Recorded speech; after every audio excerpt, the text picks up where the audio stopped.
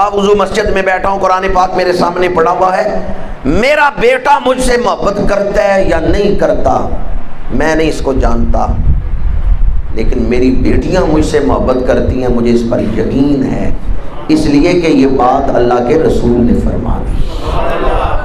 یہ کس نے فرمایا کہ بیٹیاں تو محبت کرنے والی ہیں؟ اس ہستی معظم نے فرمایا ہے جن کے سر پہ اللہ نے ختم نبوت کا تاج رکھا۔ لا تکرہوا البنات فإنہن المونسات الغالیات، فرمایا بیٹیوں سے نفرت نہ کرو، بیٹیاں تو محبت کرنے والی ہیں۔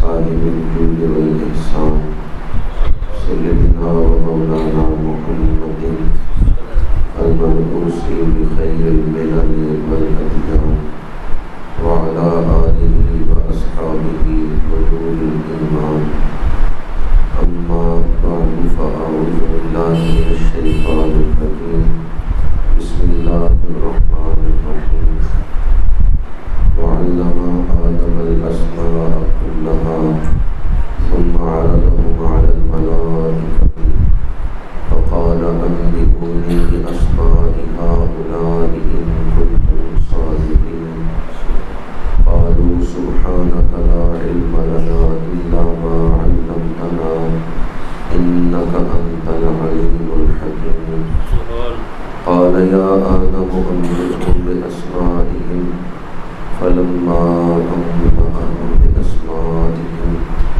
قال ألم أقل لكم إني أعلم غيب السماوات والأرض وأعلم ما تبدون وما كنتم تكتمون، صدق الله مولانا العظيم، إن الله وملائكته يصلون على النبي يا أيها الذين آمنوا صلوا عليه وسلموا تسليما، الصلاة والسلام عليك يا سيدي يا رسول الله وعلى آلك وأصحابك يا سيدي يا حبيب الله، الصلاة والسلام عليك يا رسول الله وعلى آلك وأصحابك يا حبيب الله۔ استاذ العلماء، سرمایہ اہل سنت، پاسبان اعظم شریعت، پیر محمد اجمل تیمی صاحب، لیلش الفضول، قرۃ عیون الصلحاء، محسن اہل سنت، یادگار اسلاف، حضرت صاحبزادہ قاضی محمود احمد صاحب نقشبندی مجددی، محتمم جامعہ لاثانیہ اردو کی، فاضل ذیشان مفتی محمد وقاص صاحب، انتہائی قابل احترام علماء کرام، مہمانان ذی وقار، برادران اسلام، حاضرین و سامعین، اللہ پاک کا شکر ہے جس نے ہمیں قرآن پاک کی نسبت سے چند گھڑیاں مسجد کے ماحول میں بیٹھنے کی توفیق عطا فرمائی ہے۔ حدیث پاک ہے اللہ کے بندے اللہ کے گھر میں جمع ہو کر اللہ کے کلام کو سیکھیں تو اس محفل کو فرشتے اپنے پروں سے ڈھانپ لیں، اس محفل میں بیٹھنے والوں کو رب سکینہ عطا فرماتا ہے، ان کے دل روشن ہو جاتے ہیں اور اللہ تعالیٰ ان پر اپنی خاص رحمتوں کا نزول فرماتا ہے۔ دعا ہے کہ جس طرح دنیا میں صاحب قرآن کی محبت دل میں بسا کر درس قرآن میں حاضر ہونا نصیب ہوا، کل قیامت کے دن اللہ تعالیٰ لواء الحمد کا سایہ عطا فرمائے۔ جو احباب درس قرآن پاک کا انتظام کر رہے ہیں اللہ تعالیٰ انہیں اجر عظیم عطا فرمائے۔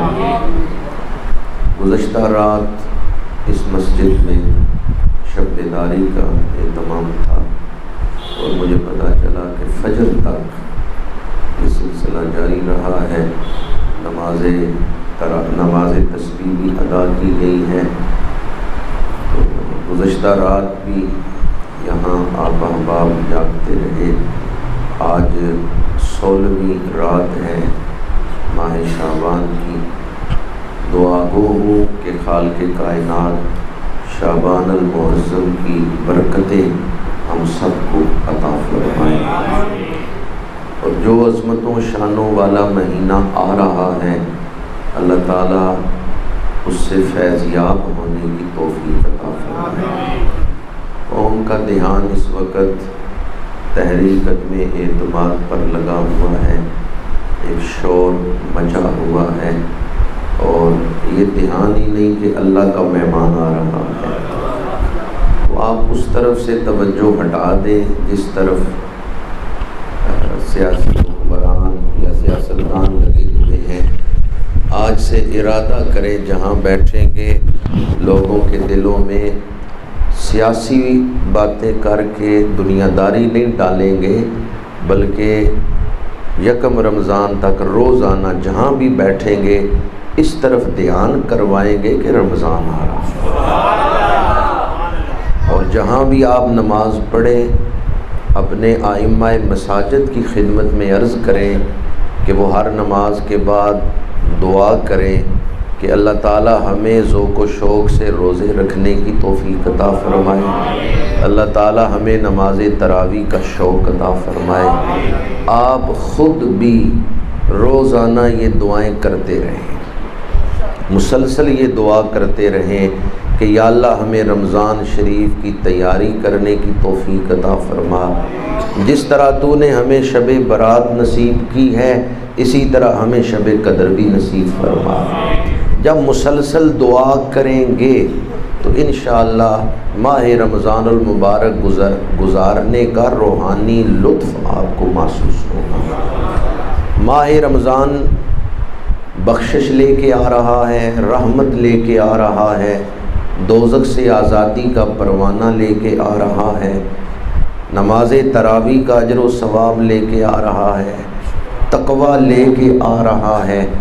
ماہ رمضان تو بڑے تحفے لے کے آ رہا ہے، کیا آپ بھی تحفے قبول کرنے کے لیے تیار ہیں، یا آپ بھی اس مہمان کے استقبال کا شوق رکھتے ہیں جو اتنے تحفے لا رہا ہے؟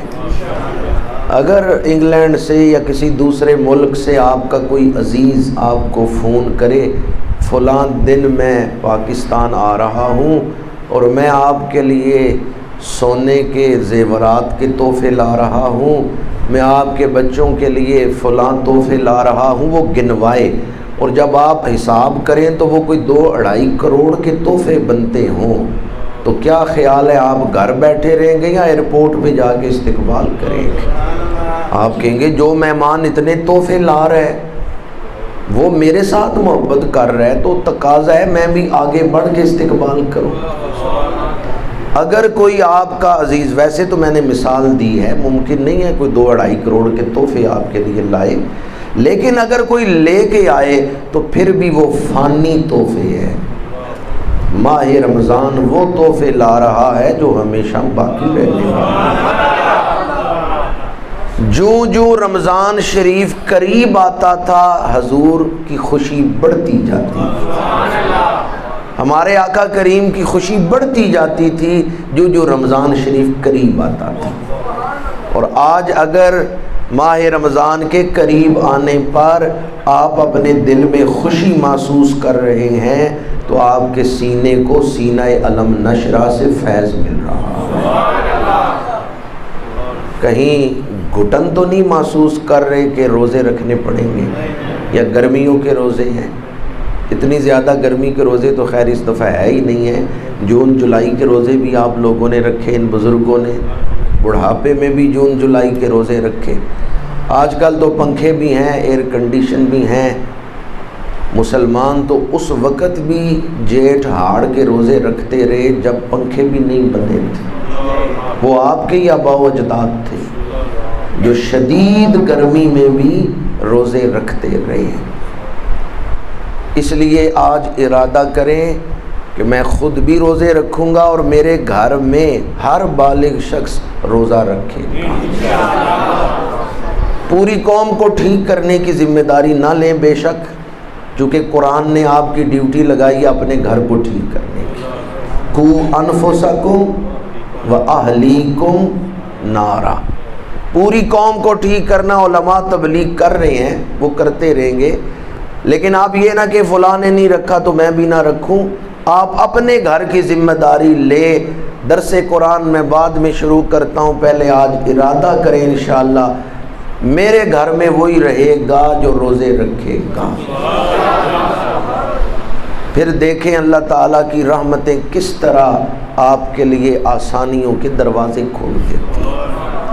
دعا گو ہوں خالق کائنات ہمیں ماہ رمضان کی برکتوں سے مستفید فرمائے، اور ہم ارادہ کرتے ہیں آج تک جتنے رمضان گزارے ہیں، اس دفعہ کا جو رمضان ہے وہ پچھلے سارے رمضان جو ہم نے گزارے اس سے زیادہ بہتر کر کے گزاریں گے، شاندار انداز میں گزاریں گے۔ اللہ تعالی ہمیں اس دور کے فتنوں سے محفوظ فرمائے، فکر آخرت عطا فرمائے۔ جاہلیت لوٹ کے آ رہی ہے، جہالت نہیں کہہ رہا، جاہلیت، جہالت اور چیز ہے اور جاہلیت اور چیز ہے۔ میں سفر میں رہتا ہوں، میں نے ان دنوں میں 4-5 جگہ پہ یہ بات سنی ہے، اخبارات میں خبریں بھی دیکھی ہیں کہ بیٹے نے ماں کو قتل کر دیا، بیٹے نے باپ کو قتل کر دیا۔ وہاں بچرا میں بیٹے نے ماں کو قتل کر دیا، سرگودا میں، لاہور میں بیٹے نے ماں کو قتل کر دیا، میاں والی میں باپ نے بیٹی کو قتل کر دیا۔ یہ 20-25 سال پہلے جب انٹرنیٹ آیا تھا تو جو بیج ہم نے معاشرے میں بویا نا موبائل کا، اب اس کے نتیجے آنا شروع ہو گئے ہیں۔ یہ ابھی شروعات ہے، آگے آگے دیکھیے ہوتا ہے کیا۔ اگر ہم نے ابھی اس کو کنٹرول نہ کیا تو اگلا جو دور آ رہا ہے اس میں تو ہمارا معاشرہ جنگل کا معاشرہ بن جائے۔ جو 20-25 سال پہلے موبائل کا استعمال شروع ہوا تھا، بالخصوص انٹرنیٹ کا استعمال، اس کے نتیجے نکلنا شروع ہو گئے ہیں۔ اب وہ درخت جوان ہو گیا ہے۔ تو اس وقت ہمیں اپنی ذمہ داری کا احساس کرتے ہوئے اپنے گھروں کو کنٹرول کرنے کی ضرورت ہے، ورنہ علماء بھی، استاد بھی، والدین بھی سب اللہ کی بارگاہ میں مجرم ہوں گے اگر ہم نے حالات کو بگڑتے دیکھا اور اپنی ذمہ داری ادا نہیں کی۔ اللہ تعالیٰ اس دور کے فتنوں سے ہماری اولادوں کو محفوظ رکھے۔ آج جو آیات میں نے درس قرآن کے تسلسل کو سامنے رکھتے ہوئے تلاوت کی ہیں، ان میں بھی اللہ کریم نے علم کا ذکر فرمایا ہے، اور حضرت آدم علیہ السلام کی شان علم کے حوالے سے بیان کی ہے۔ گزشتہ درس میں نے یہ عرض کیا تھا، فرشتوں نے اللہ تعالیٰ کی بارگاہ میں عرض کیا، پروردگار تیری تسبیح و تقدیس کے نغمے تو ہم الاپتے ہیں، انسان کو بنانے میں راز کیا ہے؟ اعتراض نہیں کیا، انہوں نے حکمت پوچھی تو اللہ کریم نے فرمایا جو میں جانتا ہوں تم نہیں جانتے۔ پھر ایک پہلو اللہ کریم نے ان پر واضح فرمایا کہ حضرت آدم علیہ السلام کو تمام چیزوں کے نام سکھا دیے۔ پھر فرشتوں سے کہا ان چیزوں کے نام بتاؤ، وہ نام نہیں جانتے تھے۔ انہوں نے عرض کیا پروردگار ہمارا علم اتنا ہی ہے جتنا تو نے عطا کیا ہے۔ تو اللہ کریم نے فرمایا کہ جو میں جانتا ہوں وہ تم نہیں جانتے، میں آسمان و زمین کے مغیبات کو جانتا ہوں۔ حضرت آدم کی افضلیت ظاہر ہوئی فرشتوں پر، تو کس سبب سے ظاہر ہوئی؟ علم کے سبب سے۔ وَعَلَّمَ آدَمَ الْأَسْمَاءَ كُلَّهَا، اور اللہ تعالیٰ نے آدم علیہ السلام کو تمام اشیاء کے نام سکھائے۔ ثُمَّ عَرَضَهُمْ عَلَى الْمَلَائِكَةِ، پھر ان سب اشیاء کو فرشتوں پر پیش کیا۔ فَقَالَ أَنبِئُونِي بِأَسْمَاءِ هَؤُلَاءِ، اللہ کریم نے فرمایا ان چیزوں کے نام بتاؤ، ان کنتم صادقین، اگر تم سچے ہو۔ قالوا سبحانک لا علم لنا الا ما علمتنا، فرشتے بولے تیرے لیے پاکی ہے، تو ہر عیب سے ہر نقص سے پاک ہے، لا علم لنا ہمیں کوئی علم نہیں، الا ما علمتنا مگر وہ جو تو نے ہمیں عطا کیا، انک انت العلیم الحکیم بے شک تو ہی علم و حکمت والا ہے۔ قال یا آدم انبئہم باسمائہم، اللہ کریم نے فرمایا اے آدم ذرا ان چیزوں کے نام انہیں بتاؤ۔ فلما انبأہم باسمائہم، تو جب حضرت آدم علیہ السلام نے ان سب چیزوں کے نام بتا دیے، فرشتے حیران ہوئے، آیا ہمارے بعد ہے نام پہلی چیزوں کے بتا رہا۔ فرشتوں کی تخلیق پہلے ہو چکی تھی، حضرت آدم علیہ السلام کی تخلیق بعد میں ہوئی، اور جو چیزیں تھیں وہ بھی پہلے بنی ہوئی تھیں جن کا نام پوچھا جا رہا ہے۔ فرشتے کہہ رہے ہیں آئے بعد میں ہیں، نام پہلی چیزوں کے بتا رہے ہیں۔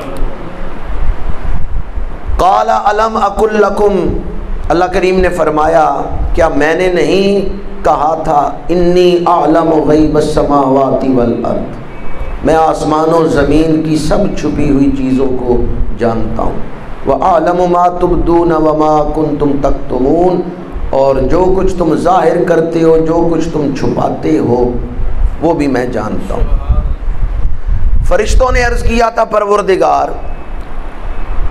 جب انہوں نے انسان کے اجزاء دیکھے کہ کن چیزوں سے انسان بن رہا ہے، انہوں نے عرض کیا یا اللہ انسان تو زمین میں فساد کرے گا، اتجعل فیہا من یفسد فیہا ویسفک الدماء، زمین میں انسان خون ریزیاں کرے گا، قتل و غارت کرے گا۔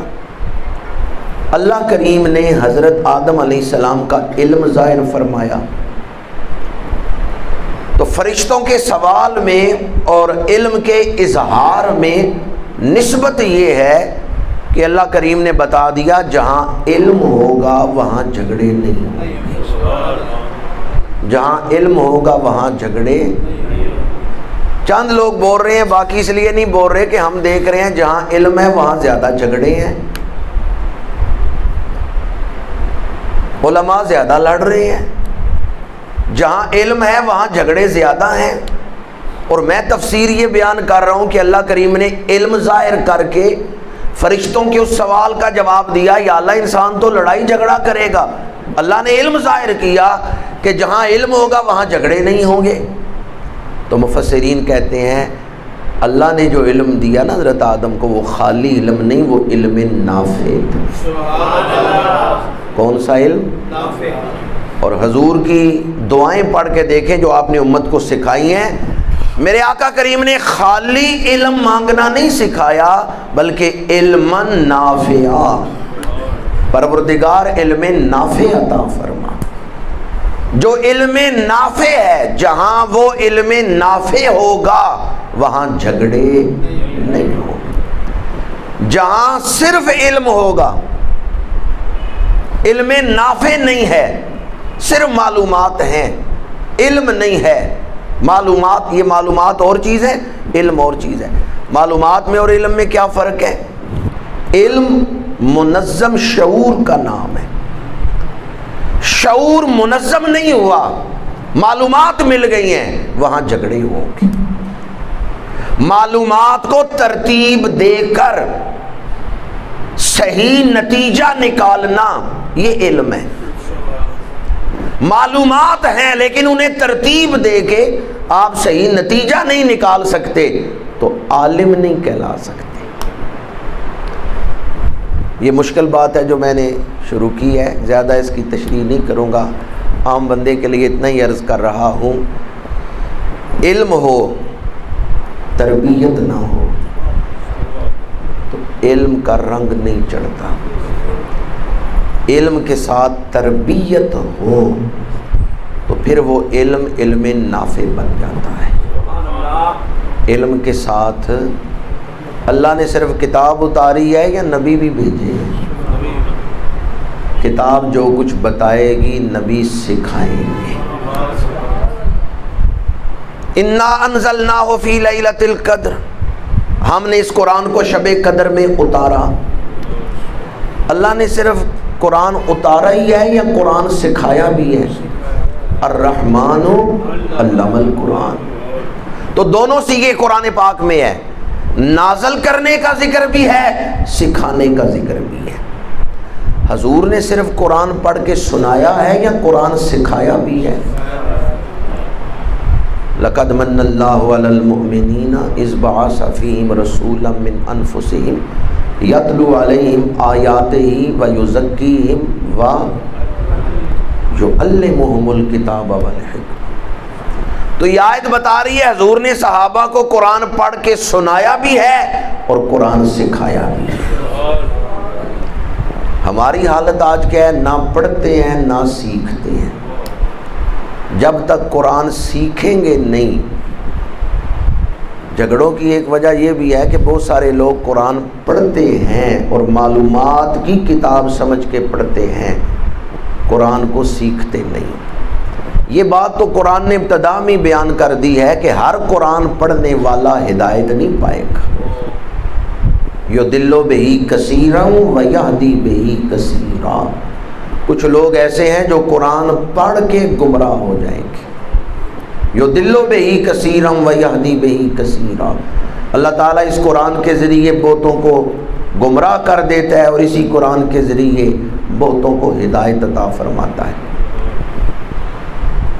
تو میں نے اب تک آپ کے سامنے جو بات بیان کی ہے کہ جہاں صحیح علم ہوگا نا وہاں جھگڑے نہیں ہوں گے، علم نافع جہاں ہوگا۔ اور علم نافع کیا ہے؟ کہ علم بھی ہو ساتھ تربیت بھی ہو، تب علم نافع بن جاتا ہے۔ تب اس کا علم جب خالی ذہن میں ہو، کردار میں نہ آئے تو وہ بھول جاتا ہے، اور جب علم کردار میں آ جاتا ہے تو وہ علم محفوظ ہو جاتا ہے، وہ نقش ہو جاتا ہے روح پر۔ اگر آپ بچے کے ہاتھ میں چھری دے دیں تو اس کو نہیں پتا کہ چھری کو استعمال کیسے کرنا ہے، ممکن ہے وہ اپنے اوپر ہی استعمال کر لے اور اپنی موت کا سبب بن جائے۔ تو کسی کو تیز دھار چھری پکڑاتے ہوئے آپ یہ دیکھتے ہیں کہ یہ اب نارمل تو نہیں ہے، یہ اس چھری کو پکڑنے کا اہل ہے یا نہیں ہے۔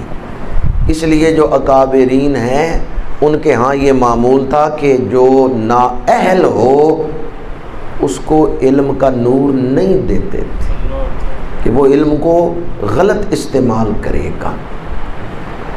آج کل بہت سارے لوگ علم کو غلط استعمال کر رہے ہیں، خود بھی گمراہ ہو رہے ہیں اور دوسروں کو بھی گمراہ کر رہے ہیں۔ مجھے 25-27 سال ہو گئے ہیں تبلیغی زندگی میں۔ میری ساری زندگی جو کچھ میں نے اپنے استادوں سے سیکھا، مشائخ کے پاس بیٹھ کے سیکھا، اس کا خلاصہ اور نچوڑ آپ کو سنا رہا ہوں۔ علم ہے، عمل بھی ہے، تربیت نہیں، علم ضائع ہو جائے گا، عمل ضائع ہو جائے گا۔ اگر کسی کے پاس علم نہیں، عمل نہیں، مرد کامل کی تربیت مل گئی، علم آ جائے گا، عمل آ جائے گا۔ دینی زندگی کا دار و مدار مرد کامل کی تربیت پر ہے۔ دینی زندگی کا دار و مدار کس پر ہے؟ مرد کامل کی تربیت۔ علم ہے، عمل بھی ہے، لیکن کسی مرد کامل کی تربیت نہیں ملی، علم ضائع ہو جائے گا، عمل ضائع ہو جائے گا۔ علم نہیں، عمل بھی نہیں، کسی مرد کامل کی تربیت مل گئی، علم آ جائے گا، عمل آ جائے گا۔ اسی لیے اکابرین علماء جن کا نام علم کی سند ہے، وہ بھی تربیت کے لیے صوفیاء کے پاس جاتے رہے۔ امام غزالی ہو یا رازی ہو، وہ بھی مردان کار کی خدمت میں حاضر ہوتے رہے۔ حضرت نجم الدین کبریٰ اور حضرت ابو علی فارمیدی، ان کے پاس امام غزالی اور امام رازی زانوِ تلمس طے کرتے رہے۔ تو اللہ تعالیٰ سے جب سوال کریں تو صرف علم نہیں بلکہ علم نافع۔ میاں والی میں جس بدبخت نے بیٹی کو فائرنگ کر کے بیٹی کو ہلاک کیا ہے، وہ بدبخت سکول میں میٹرک کے امتحان میں اس نے فرسٹ ڈویژن میں میٹرک پاس کی ہے، ایف ایس سی اس نے فرسٹ ڈویژن میں پاس کی، 3 گولڈ میڈل اس نے لیے ہوئے، 3 گولڈ میڈل اس نے لیے ہوئے تھے، میٹرک اور ایف ایس سی جو ہے اس نے فرسٹ ڈویژن میں پاس کی۔ اس کا مطلب یہ ہے کہ وہاں علم تو تھا لیکن صرف کالج اور سکول کا ہی علم تھا، قرآن کا علم نہیں تھا، دین کا علم نہیں تھا۔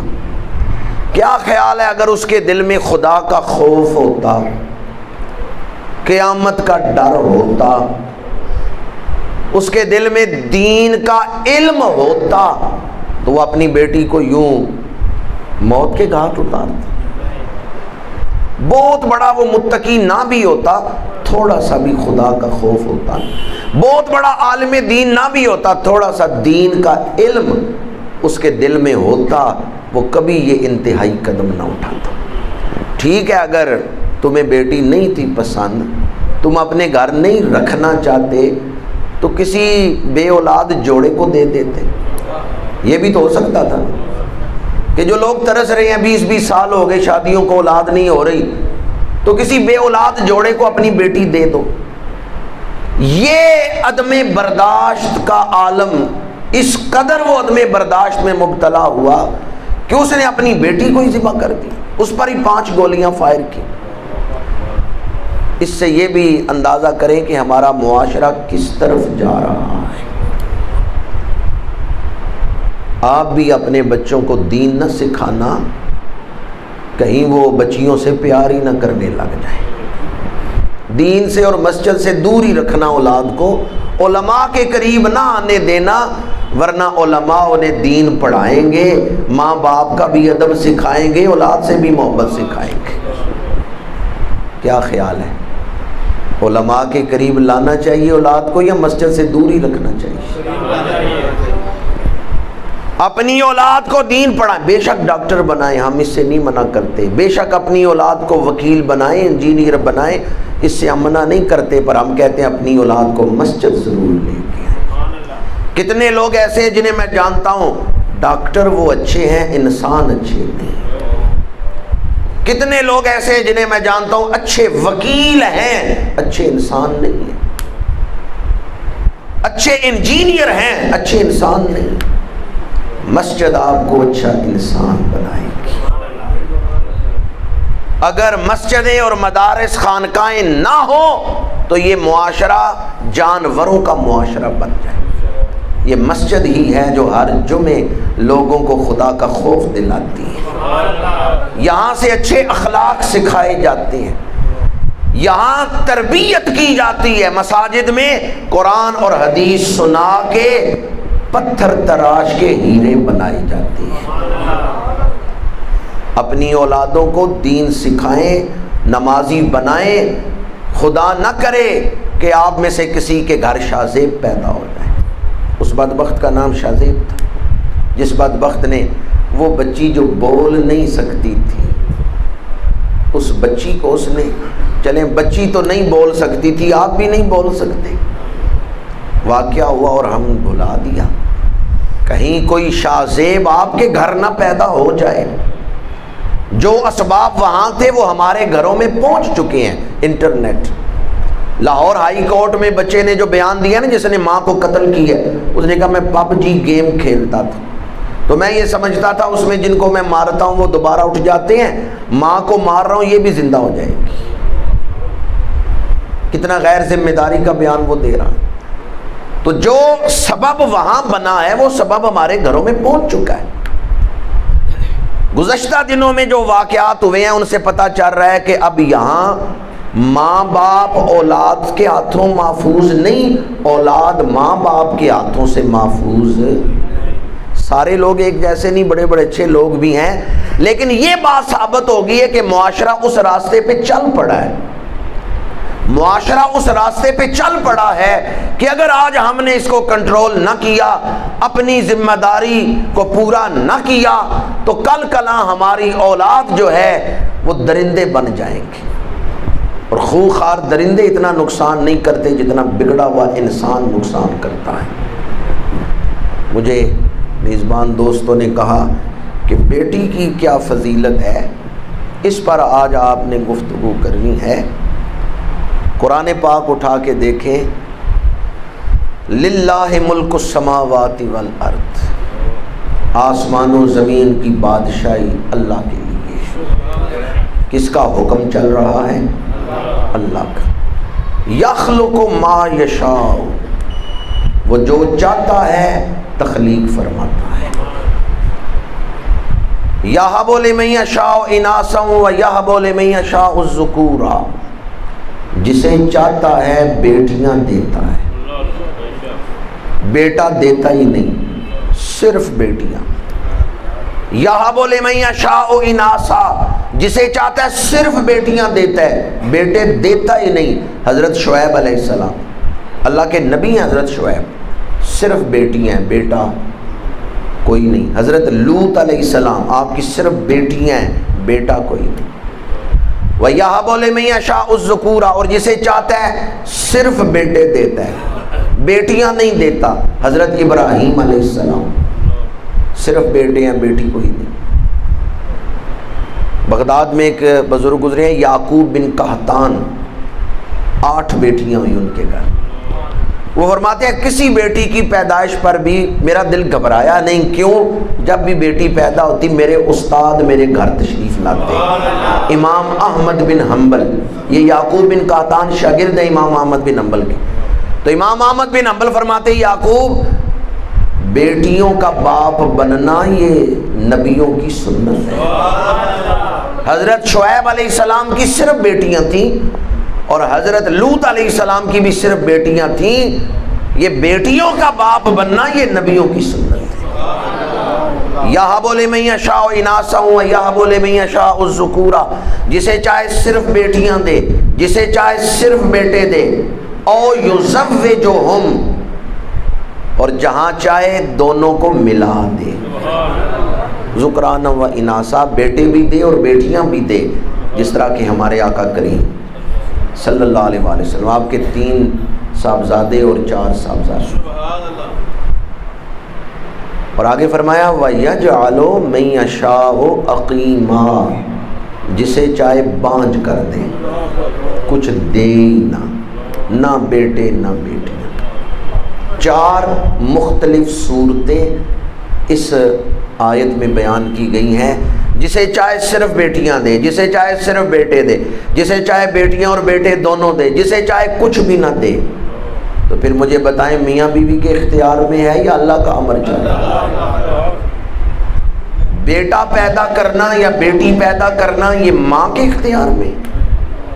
اگر عورت کے اختیار میں ہوتا تو ہر عورت بیٹے ہی پیدا کرتی، کیونکہ اسے پتا تھا میرے گھر بیٹی پیدا ہو گئی تو گھر والے ناراض ہوں گے۔ اس لیے اگر ماں کو اختیار دیا جاتا تو ہر ماں صرف بیٹے ہی پیدا کرتی۔ بیٹی پیدا ہو یا بیٹا پیدا ہو، امر اللہ کا چل رہا ہے، حکم اس کا چل رہا ہے۔ حدیث پاک ہے، میرے آقا کریم صلی اللہ علیہ وآلہ وسلم نے ارشاد فرمایا لا تکرہوا البنات فإنہن المونسات الغالیات، فرمایا بیٹیوں سے نفرت نہ کرو، بے شک وہ تو محبت کرنے والیاں ہیں۔ باوضو مسجد میں بیٹھا ہوں، قرآن پاک میرے سامنے پڑا ہوا ہے، میرا بیٹا مجھ سے محبت کرتا ہے یا نہیں کرتا میں نہیں اس کو جانتا، لیکن میری بیٹیاں مجھ سے محبت کرتی ہیں، مجھے اس پر یقین ہے، اس لیے کہ یہ بات اللہ کے رسول نے فرما دی۔ یہ کس نے فرمایا کہ بیٹیاں تو محبت کرنے والی ہیں؟ اس ہستی معظم نے فرمایا ہے جن کے سر پہ اللہ نے ختم نبوت کا تاج رکھا۔ لا تکرہوا البنات فَإِنَّهُنَّ الْمُونِسَاتُ الْغَالِيَاتُ، فرمایا بیٹیوں سے نفرت نہ کرو، بیٹیاں تو محبت کرنے والی ہیں، جن کی محبت کی گواہی اللہ کے رسول دے۔ دوسری حدیث پاک ہے، میرے آقا کریم صلی اللہ علیہ وآلہ وسلم نے ارشاد فرمایا جس کے گھر بیٹیاں پیدا ہوں اور وہ بیٹیوں سے نفرت نہ کرے اور گھر میں کوئی چیز لائے تو چیز تقسیم کرنے میں بیٹوں کو ترجیح نہ دے۔ ویسے جو مرد اور عورت میں ترجیح ہے وہ ایک الگ موضوع ہے، محبت میں ترجیح نہ دے، یعنی جیسے بیٹوں سے محبت کرتا ہے بیٹیوں سے بھی محبت کرے۔ تو فرمایا یہ بیٹیوں کی محبت دوزخ سے آڑ بن جائے۔ اس پر اتنے واقعات مفسرین نے لکھے ہیں۔ بغداد میں ایک شخص تھا، 2 بیٹیاں پہلے تھیں، بیوی حاملہ تھی، وہ سوچ رہا تھا کہیں تیسری بیٹی نہ پیدا ہو جائے۔ اس نے خواب دیکھا قیامت کا دن ہے، فرشتے اسے پکڑ کے دوزخ کی طرف لے کے جا رہے ہیں، تو جس دروازے کی طرف لے کے گئے ہیں نا اس دروازے پہ بیٹی کھڑی ہے، دوسرے دروازے پہ لے کے گئے وہاں بھی بیٹی کھڑی ہے۔ فرشتوں نے کہا 2 دروازوں سے تو تجھے بیٹی نے بچا لیا ہے، تیسرے دروازے پہ کون کھڑا ہوگا؟ جب وہ یہ سوچ رہا تھا تو جب وہ یہ خواب میں سن رہے آنکھ کھل گئی، اٹھتے ہی کہتا ہے یا اللہ تیسری بھی بیٹی دینا، کیونکہ اس نے دیکھ لیا تھا کہ اللہ کے رسول نے جو حدیث میں فرمایا ہے وہی حق ہے۔ جس نے بیٹیوں کے حقوق ادا کیے بیٹیاں قیامت کے دن آڑ بن جائیں گی دوزخ میں، اور اس گناہگار میں وہ آڑ بن جائیں گی، گناہگار کے لیے بخشش کا باعث بن جائیں گی۔ اور ایک حدیث پاک میں میرے آقا کریم نے ارشاد فرمایا جو بیٹیوں کی آزمائش میں ڈالا گیا اس نے بیٹیوں کے حقوق ادا کیے، قیامت کے دن وہ اس طرح میرے ساتھ ہوگا جس طرح میرے ہاتھ کی انگلیاں ایک دوسرے کے قریب ہیں۔ دما اصابعہ، یہ فرما کے حضور نے دست اقدس کی انگلیاں ملا کے دکھایا۔ ایک ہے حضور کی شفاعت سے بخشا جانا، جنت میں پہنچ جانا، ایک ہے حضور کے ساتھ جنت میں جانا۔ آپ کی سبحان اللہ نے بتا دیا کہ آپ فرق سمجھ گئے ہیں۔ جہاد آج بھی ہو رہا ہے، پر جو جہاد صحابہ نے حضور کے ساتھ کیا ہے۔ نماز عشاء تو آج ابھی ہم نے پڑھنی ہے، پر جو نمازیں صحابہ نے حضور کے پیچھے پڑھی ہیں کوئی اس جیسا ثواب لے سکتا ہے؟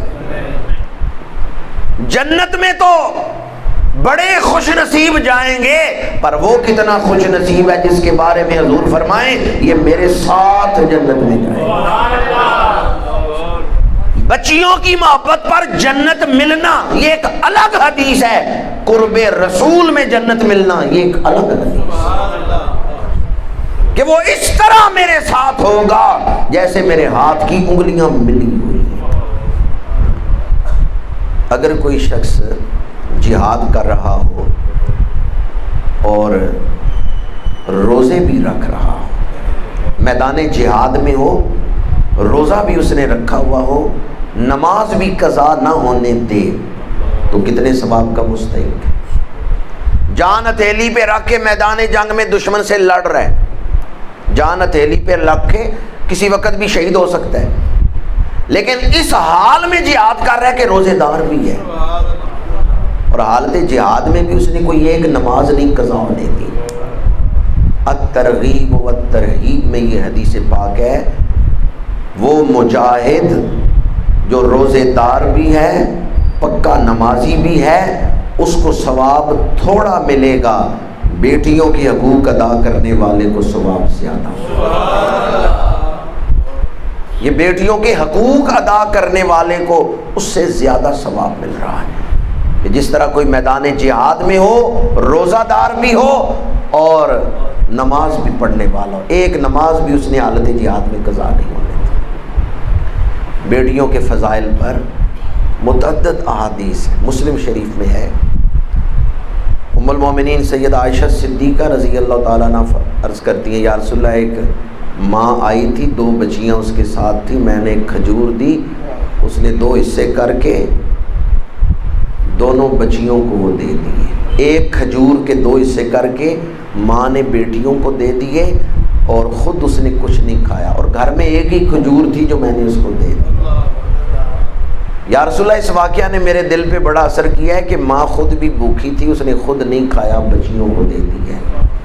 تو میرے آقا کریم صلی اللہ علیہ وآلہ وسلم نے فرمایا وہ عورت اس وجہ سے، اس نیکی کے سبب بخش دی جائے گی، اور فرمایا دوزخ سے بچو چاہے ایک کھجور کے ذریعے ہی بچ سکے۔ 3-4 مختلف روایات ہیں اس واقعہ کے حوالے سے۔ اس کو شارح بخاری سید محمود رضوی صاحب فیوض الباری، انہوں نے بھی خصائص مصطفیٰ میں نقل کیا ہے، علامہ بہقی کے حوالے سے۔ دیگر معجزات کی کتابوں میں یہ روایت 3 مختلف اسناد سے آئی ہے۔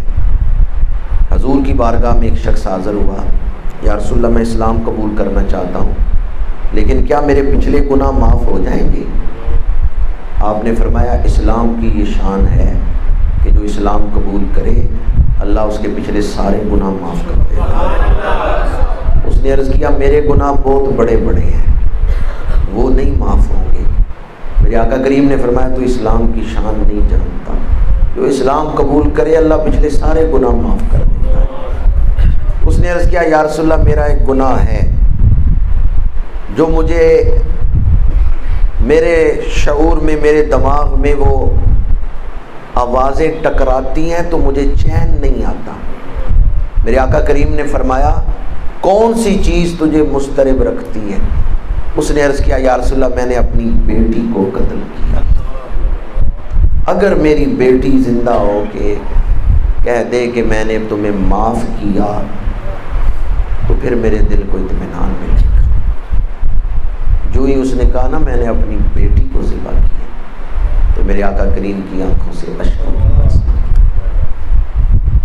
اس نے کہا یا رسول اللہ میری بیوی حاملہ تھی، میں سفر پہ جا رہا تھا، بیوی سے کہا بیٹا پیدا ہوا تو اسے زندہ رکھنا، بیٹی ہوئی تو اسے درگور کر دینا۔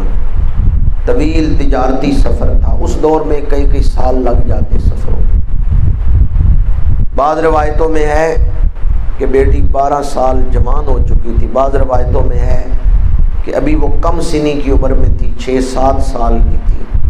باپ سفر سے واپس آیا ہے، دیکھا صحن میں بچی کھیل رہی ہے۔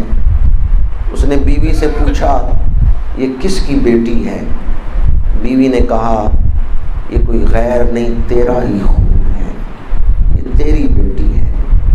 کہتا ہے میرا دل غصے سے بھر گیا، بیٹی میرا انتظار کر رہی تھی، بیوی نے بتایا تیرا باپ آ گیا ہے۔ اس کا خیال تھا کہ بچی محبت کا اظہار کرے گی میں اسے قبول کر لوں گا۔ بچی نے محبت کا اظہار کیا، میرے گلے سے لپٹی کہ میرا باپ آ گیا ہے، میں آپ کا انتظار کر رہی تھی، میں روز ماں سے پوچھتی تھی میرا باپ کب آئے گا۔ وہ شخص کہتا ہے کچھ دیر کے لیے میرے دل میں بچی کی محبت پیدا ہوئی، لیکن جب میں پھر اپنے دوستوں کے پاس جا کے بیٹھا تو انہوں نے کہا تو بچی کا باپ بن گیا ہے، فلاں مسئلے آ سکتے ہیں۔ کہتا ہے اس چیز نے پھر میرے اندر جاہلیت کو ابھارا۔ میں نے آ کے بیوی سے کہا اسے تیار کرو، میں اسے رشتہ داروں سے ملا کے لاتا ہوں۔ میری بیوی سمجھ گئی کہ میرا ارادہ ٹھیک نہیں ہے۔ میری بیوی نے کہا امانت کو ضائع نہ کرنا، میں نے کوئی جواب نہیں دیا۔ بچی کو لے کے آبادی سے نکلا، پیدل چل رہے ہیں، بچی تھی وہ آہستہ چل رہی ہے، تو میں چاہتا تھا جلدی میں آبادی سے نکل جاؤں، لوگوں کی نظروں سے اوجھل ہو جاؤں اور جا کے اس کو درگور کروں۔ تو میں نے اس سے کہا میں تمہیں اٹھا لیتا ہوں۔ اس نے کہا نہیں میں پیدل چلوں گی، اگر آپ مجھے اٹھائیں گے تو آپ تھک جائیں گے۔ لیکن اس کی اس محبت کا میرے اوپر کچھ اثر نہیں ہوا۔ وہ آہستہ چلتی ہے، تو میں نے اس کو پکڑ کے گھسیٹنا شروع کر دیا۔ اس نے کہا اب تو میرے باپ ہیں، میرے ساتھ محبت کر رہے تھے، مجھے گھسیٹ کیوں رہے ہیں؟ جب میں اس مطلوبہ جگہ پہ پہنچا میں نے گڑھا کھودنا شروع کیا۔ وہ بچی پوچھ رہی تھی کہ آپ تو مجھے رشتہ داروں سے ملوانے لے جا رہے تھے، یہ گڑھا کیوں کھود رہے ہیں؟ میں نے اس کا کوئی جواب نہیں دیا۔ ہوا چلتی ہے، گرد اڑتی ہے، وہ مٹی میرے چہرے پہ پڑتی ہے۔ بچی آگے ہو کے کہتی ہے ابا جی بیٹھے، میں آپ کا چہرہ صاف کرتی ہوں۔ لیکن اس کی اس محبت کا بھی میرے دل پہ کچھ اثر نہیں ہوا۔ جب میں نے وہ گڑھا کھود لیا میں نے بچی کو اس گڑھے میں پھینکا، وہ چیختی چلاتی رہی، زندگی کی بھیک مجھ سے مانگتی رہی، لیکن میرے دل میں نرمی نہیں پیدا ہوئی۔ میرے دل میں وہ لوگوں کے تانے تھے کہ تو بیٹی کا باپ بن گیا ہے۔ میں نے مٹی ڈالی، اسے مٹی میں مٹی کر دیا، دفنا کے میں آ گیا۔ اس کی چیخیں آج بھی میرے ذہن سے ٹکرا رہی، وہ آوازیں آج بھی میں سن رہا ہوں، مجھے سنائی دیتی ہیں، ان سے مجھے چین نہیں آتا۔ اگر میری بچی مجھے کہہ دینا کہ ابا جی میں نے معاف کیا تو پھر میں مطمئن ہو جاؤں گا۔ حوالے میں پہلے دے چکا ہوں، محدث بہقی انہوں نے بھی اسے دلائل میں نقل کیا ہے۔ میرے آقا کریم نے فرمایا چل مجھے اس بچی کی قبر پہ لے جا۔ ابھی قبر سے کچھ فاصلے پہ ہیں، اس گڑھے سے کچھ فاصلے پہ ہیں۔ میرے آقا کریم نے فرمایا جا جا کے اس بچی سے کہہ اللہ کے رسول تجھے بلا رہے ہیں۔ وہ کافر آگے گیا ہے، حضور پیچھے تشریف لا رہے ہیں، ابھی کچھ فاصلے پہ ہیں۔ اس نے گڑھے کے پاس کھڑے ہو کے حضور کا اسم مبارک لے کے کہا کہ حضور تجھے بلا رہے ہیں۔ قبر سے آواز آتی ہے، صدا سنائی دیتی ہے، لبیک و سعدیک یا رسول اللہ۔ اس نے قبر سے ہی جواب دیا ہے، یہ اس باپ نے سنا ہے۔ میرے آقا کریم نے فرمایا تیرا باپ معافی مانگنے آیا ہے، کیا تو اس کا جرم معاف کر دے گی؟ اس نے عرض کیا یا رسول اللہ میں کبھی اسے معاف نہ کرتی، میں قیامت کے دن بھی اس کو معاف نہ کرتی، لیکن اس کا جرم دیکھوں یا آپ کا آنا دیکھوں؟ آپ تشریف لائے ہیں تو میں اسے معاف کرتی۔ پھر میرے آقا کریم نے فرمایا تیسری بات، فرمایا واپس دنیا میں آنا چاہتی ہو یا اپنے رب کے پاس ہی رہنا چاہتی ہو؟ اس نے جواب دیا وجدت ربی رحیم، یا رسول اللہ ماں باپ وہ پیار نہیں کر سکتے جو پیار میرا رب میرے ساتھ کر رہا ہے، میں واپس نہیں آنا چاہتی، میں اپنے رب کے پاس ہی رہنا چاہتی۔ میرے آقا کریم نے فرمایا چل واپس چلتے۔ اس جس نے بچی کو قتل کیا تھا اسے کہا چل واپس چلتے ہیں۔ وہ باپ رو رہا ہے، حضور کا کلمہ پڑھ رہا ہے، اس نے خود آواز سنی کہ اس گڑھے سے یہ آواز آ رہی تھی یا رسول اللہ میں اسے کبھی معاف نہ کرتی، لیکن اس کا جرم دیکھوں یا آپ کا آنا دیکھوں، آپ کی آمد کے صدقے میں اسے معاف کرتی۔ حضور نے تو بڑی شفقت فرمائی ہے نا، خود تشریف لے گئے ہیں۔ میرا تو ایمان ہے حضور کے اسم مبارک کا حوالہ دے اللہ گناہوں کو معاف فرمائے۔ اور بعض روایتوں میں ہے کہ جب وہ واقعہ سنا رہا تھا اس وقت حضور پہ اس قدر شدت گریہ تھی کہ صحابہ نے اسے روک دیا، کہا چپ کر جا، اب اور نہ بات سنا، تو دیکھتا نہیں اللہ کے رسول کس طرح رو رہے ہیں، آپ کی ریش مبارک آنسوؤں سے تر، سینہ مبارک آنسوؤں سے تر۔ دلوں میں سب سے نرم دل میرے آقا کریم صلی اللہ علیہ وسلم کا ہے۔ بیٹی کے حوالے سے بہت ساری روایات ہیں اور حضور کی سیرت کے بہت سارے پہلو ہیں بیٹیوں کے ساتھ محبت کے حوالے سے۔ جب بھی کوئی حضور کے سامنے یہ بات بیان کرتا تھا کہ فلاں دور میں فلاں نے بیٹی کو قتل کیا، میرے آقا کریم کی آنکھوں سے اشکوں کی برسات لگ جاتی۔ اور حضور نے بیٹیوں کے ساتھ جو نفرت تھی اسے ختم کر کے بیٹیوں کی محبت دلوں میں پیدا کرتی ہے۔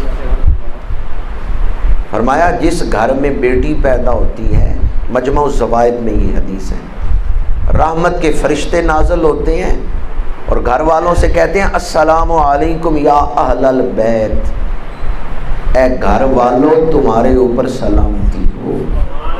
یہ سلام کس گھر کو دیا جا رہا ہے؟ جس گھر میں بیٹی پیدا ہوئی۔ فرشتے آ کے سلام دے رہے ہیں، اور پھر فرشتے اس بچی کے سر پہ ہاتھ پھیرتے ہوئے کہتے ہیں کہ ایک کمزور بدن سے کمزور جان پیدا ہوئی، ماں بھی کمزور، بچی بھی کمزور، جو اس کمزور کی کفالت کرے گا اللہ ہمیشہ اس پہ رحمت نازل کرے گا۔ یہ ہمیشہ کا لفظ قابل غور ہے، یعنی بچی کی پرورش کرنے والا دنیا میں ہوگا، یہاں اس پہ رحمتیں، وہ قبر میں چلا گیا وہاں اس پہ رحمتیں، بچی کی پرورش کرنے والا حشر میں اٹھے گا وہاں اس پہ رحمتیں۔ جاہلوں کی طرح بچیوں کو نہ دیکھیں، دین کی نظر سے دیکھیں کہ دین نے ان کو کیا عزت بخشی ہے۔ دامن وقت میں گنجائش نہیں، بلکہ میں نے 15-20 منٹ زیادہ آج گفتگو کی ہے، ان الفاظ پر ہی گفتگو سمیٹتا ہوں۔ بیٹا ہو یا بیٹی ہو، امر اللہ کا چل رہا ہے، کس کو کیا دینا ہے یہ وہ حکیم بہتر جانتا ہے جو حکمت والا ہے، اور وہ علم والا ہے کہ کس کے لیے کیا بہتر ہے، دنیاوی اعتبار سے اخروی اعتبار سے۔ اس لیے اللہ تعالیٰ کی عطا پر جو راضی رہتا ہے اللہ تعالیٰ اس پر لازوال خوشیوں کے دروازے کھول دیتا ہے۔ بیٹا ہو یا بیٹی ہو، سمجھے رب نے میری ڈیوٹی لگائی ہے، بیٹا کیا دے گا یا بیٹی کیا نقصان کرے گی، رب نے میری ڈیوٹی لگائی ہے، میں نے بیٹے کی بھی پرورش ڈیوٹی سمجھ کے کرنی ہے، بیٹی کی پرورش بھی ڈیوٹی سمجھ کے کرنی ہے۔ آپ کے گھر میں جو بچے ہیں یہ گلشن اسلام کے پھول ہیں، اگر آپ ان بچوں کی اچھی تربیت کرتے ہیں تو آپ نے اسلام کے گلشن کو خزاں سے بچایا ہے، حضور آپ پر خوش ہوں گے۔ اور اگر آپ اپنے گھر میں پیدا ہونے والے بچوں پہ کافروں کا رنگ چڑھاتے ہیں تو آپ نے گلشن اسلام میں کھلنے والے پھولوں کو مسل دیا ہے۔ آخری بات عرض کر رہا ہوں، اس بدبخت نے تو قتل کر دیا بیٹی کو، اور میں یہ جملہ پہلے کہہ چکا ہوں، وہ بچی نہیں بول سکتی تھی، آپ بول سکتے ہیں یا نہیں بول سکتے؟ اپنے معاشرے کو درندگی کے اس مقام سے بچانے کے لیے ہمارا فرض ہے کہ ہم آواز اٹھائیں۔ اب ذرا دل کے کانوں سے سنیں میں کیا بات کرنے لگا ہوں۔ اگر کسی صحافی نے اس قاتل کا ساتھ دیا، اگر کسی وکیل نے بچی کے قاتل کا ساتھ دیا، اگر کسی رشتہ دار نے اس قاتل کو سپورٹ کیا، قیامت کے دن وہ بھی بچیوں کے قاتلوں کی صف میں کھڑا ہوگا۔ مسئلہ سمجھ آ گیا؟ میں کوئی جذباتی تقریر نہیں کر رہا، مسئلہ سمجھا رہا ہوں آپ کو۔ یہ مشکات شریف میں حدیث ہے، جس نے قتل کے بعد ایک لفظ کے ساتھ بھی قاتل کی ناحق مدد کی، وہ بھی قیامت کے دن قاتل کے ساتھ کھڑا ہوگا۔ جب آ جائے قتل کا مسئلہ، وہاں بڑا خیال رکھیں میرے لفظوں سے کہیں قاتل کو مدد تو نہیں مل رہی۔ یہ مشکات شریف میں حدیث ہے کہ اگر کسی نے ایک لفظ کے ساتھ بھی قاتل کی ناحق مدد کی، وہ قیامت کے دن قاتل کے ساتھ ہی اٹھے گا، اور پیشانی پہ لکھا ہوگا آیس من رحمت اللہ۔ اور گناہگار امید کریں کہ اللہ رحمت کرے گا، یہ بدبخت امید نہ کرے کہ اللہ اس پہ رحمت کرے گا۔ لا تقنطوا من رحمت اللہ، بڑے بڑے مجرموں کے لیے حکم ہے اللہ کی رحمت سے مایوس نہ ہو، لیکن قاتل کے ماتھے پہ پیشانی پہ قیامت کے دن لکھا ہوا گا آیس من رحمت اللہ، یہ امید نہ کرے کہ اللہ اس پہ رحمت کرے گا۔ قیامت کے دن جب ذاتی اعمال کا حساب ہوگا، سب سے پہلے نماز کا حساب، اور جب اجتماعی معاملات کا حساب ہوگا، سب سے پہلے قتل کا حساب ہوگا۔ دونوں حدیثیں مشکات میں موجود ہیں۔ انفرادی طور پہ عبادات کا جب حساب ہوگا تو کس کا حساب ہوگا؟ پہلے نماز کا، اور جب حقوق العباد کا امتحان ہوگا، حقوق العباد، اس میں سب سے پہلے قتل کا حساب ہوگا۔ میری جان ہے، میں اپنے آپ کو مار لوں، یہ حرام موت۔ اگر میں خود اپنے آپ کو قتل نہیں کر سکتا، شریعت اس کی اجازت نہیں دیتی، تو اگر کوئی دوسرا مجھے قتل کرے تو وہ کتنا بڑا مجرم ہے۔ میری جان ہے، میرا جسم ہے، لیکن میں اس کو قتل نہیں کر سکتا، یہ مجھے اختیار نہیں دیا گیا۔ جب میں اپنے آپ کو خود نہیں قتل کر سکتا تو اگر کوئی دوسرا کرے تو وہ کتنا بڑا مجرم ہوگا۔ اس لیے کسی کو اذیت دینے کے حوالے سے صرف احتیاط نہیں، بڑی احتیاط کی ضرورت ہے۔ فتنوں کے اس دور میں اگر آپ دوسروں کے لیے نفع بخش نہیں بن سکتے تو کم از کم نقصان دہ نہ بنے۔ اللہ تعالی ہمیں فکر آخرت عطا فرمائے۔ لوئے لوئے پر لے کڑیے جے تو پانڈا اترنا، شام پنیر شام محمد کا جانی لگنا، آخر دعوانا الحمدللہ۔